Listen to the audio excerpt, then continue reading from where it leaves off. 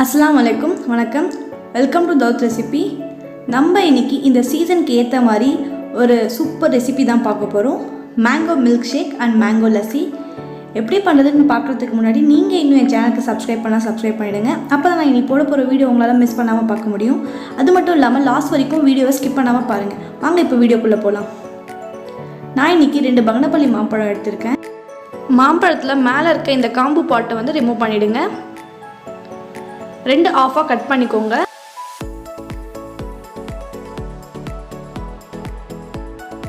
இந்த மாதிரி கட் பண்ணிக்கோங்க.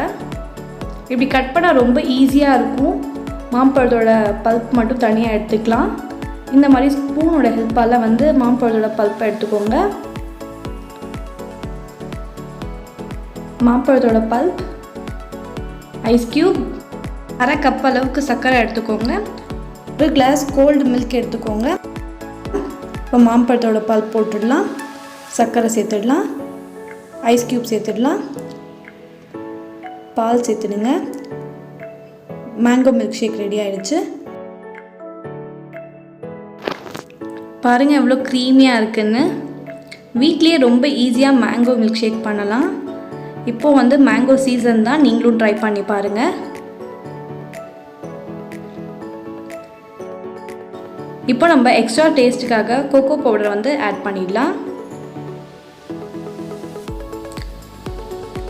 கொஞ்சமாக பாதாம் பருப்பையும் சேர்த்துடலாம். இந்த மாதிரி பாதாமை சேர்க்குறதுனால இன்னும் கொஞ்சம் mango milk shake extra taste கிடைக்கும். ட்ரை பண்ணி பாருங்கள். இப்போ நம்ம மேங்கோ லஸ்ஸி எப்படி பண்ணுறதுன்னு பார்த்துடலாம். 4 to 5 ஐஸ் க்யூப், 1/2 கப் அளவு சர்க்கரை, 1 கப் அளவு தயிர், 1 கப் அளவு மாம்பழ பல்ப்பு போட்டுடலாம். சர்க்கரை சேர்த்துக்கோங்க, தயிர் சேர்த்துக்கோங்க, ஐஸ் க்யூப் சேர்த்துக்கோங்க. பாருங்கள், சுவையான மேங்கோ லஸ்ஸி ரெடி ஆகிடுச்சு.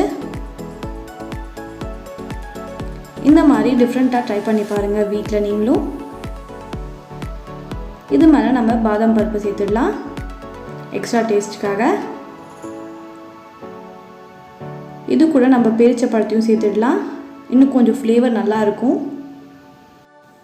ரொம்பவே ஈஸியான சுவையான mango milk shake and mango lassi ready ஆகிடுச்சு. இந்த வீடியோ உங்களுக்கு பிடிச்சிருக்குன்னு நான் நம்புகிறேன். இந்த வீடியோ உங்களுக்கு பிடிச்சிருந்தால் மறக்காமல் தௌலத் ரெசிபி சேனலுக்கு சப்ஸ்கிரைப் பண்ணுங்கள், லைக் பண்ணுங்கள், ஷேர் பண்ணுங்கள், கமெண்ட் பண்ணுங்கள். இந்த ரெசிபியை நீங்களும் ட்ரை பண்ணி பார்த்து எனக்கு ஃபீட்பேக் ஷேர் பண்ணுங்கள். தேங்க்யூ ஃபார் வாட்சிங். மீண்டும் சந்திப்போம்.